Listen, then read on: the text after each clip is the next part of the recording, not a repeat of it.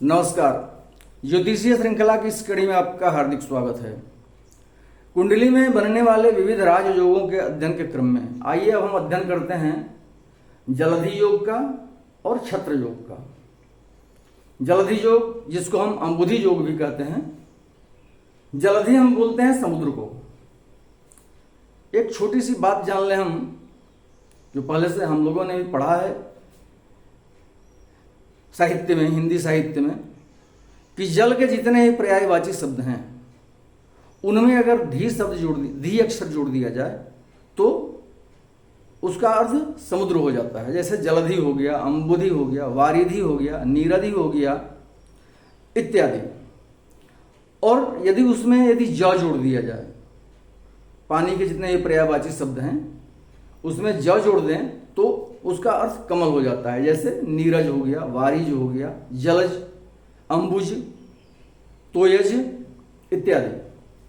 और यदि जल के पर्यायवाची शब्दों में हम द जोड़ देते हैं तो उसका अर्थ बादल हो जाता है। जैसे जलद हो गया, वारिद, अंबुद, नीरद, तोयद इत्यादि।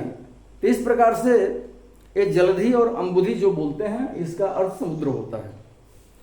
अब हम जानते हैं कि इन योगों का निर्माण किस प्रकार से होता है कुंडली में और जातक पर इनका क्या प्रभाव पड़ता है। जलधि योग या अंबुधि योग, कुंडली में यदि चतुर्थ स्थान में शुभ ग्रह स्थित हो या चतुर्थ भाव पर शुभ ग्रहों की दृष्टि पड़ रही हो, चतुर्थेश अस्त न हो और अपनी स्व राशि या उच्च राशि में स्थित होकर उत्तम स्थान में हो तो अंबुधि योग का निर्माण होता है। कंडीशंस इसमें क्या है? चतुर्थ भाव से संबंधित ये योग है, सुख भाव से संबंधित।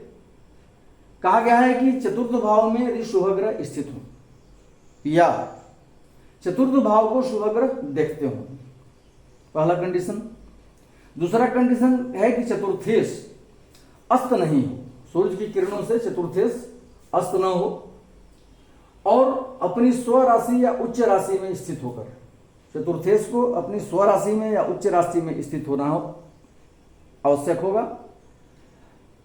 उस स्थिति में वो अच्छे स्थान में अर्थात स्वस्थान में बैठा हो। स्वस्थान क्या होता है? दो स्थान हम बोलते हैं 6, 8, 12 को, त्रिक भावों को। इसको छोड़ करके किसी स्थान में, केंद्र में, त्रिकोण में, धन भाव में, आय भाव में इत्यादि में बैठा हो तो इस स्थिति में जलधि योग का निर्माण होता है। इस योग का प्रभाव यह है कि इस योग में उत्पन्न जातक को गो संपदा, धन धान्य आदि पर्याप्त मात्रा में प्राप्त होते हैं। उसका मकान बहुत सुंदर होता है, उसे बंधुओं की बहुतायत रहती है, अर्थात बंधु बांधवों से उसे सुख प्राप्त होता है। ऐसे जातक को उत्तम स्त्री, रत्न, वस्त्र, भूषण के साथ साथ आदरणीय उत्तम स्थान प्राप्त होता है। ऐसे मनुष्य का सुख स्थिर रहता है, अर्थात दीर्घ काल तक वह सुखी रहता है। उसे हाथी, घोड़े, पालकी आदि का पूर्ण सुख प्राप्त होता है और राजा भी ऐसे व्यक्ति का सम्मान करते हैं। अब हाथी, घोड़े, पालकी इत्यादि का पूर्ण सुख का मतलब हुआ कि वो उत्तम वाहन का सुख ऐसे जातक को प्राप्त होता है। आज के परिप्रेक्ष्य में इसको हम ऐसे जानेंगे। ऐसा व्यक्ति देवताओं और ब्राह्मणों का भक्त होता है, अर्थात धार्मिक कार्यों में प्रवृत्त रहता है और कुएं खुदवाना, प्याऊ लगवाना आदि कार्य करता रहता है।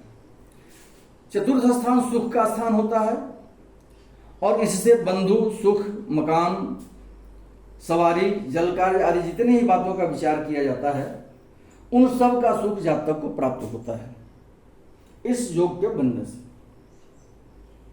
अगला है छत्र योग। एक छत्र योग हम लोग पढ़े थे कि जब कुंडली में ग्रहों की स्थिति दसम भाव से लेकर के चतुर्थ भाव तक स्थित हो तो छत्र योग का निर्माण होता था सातों भावों में,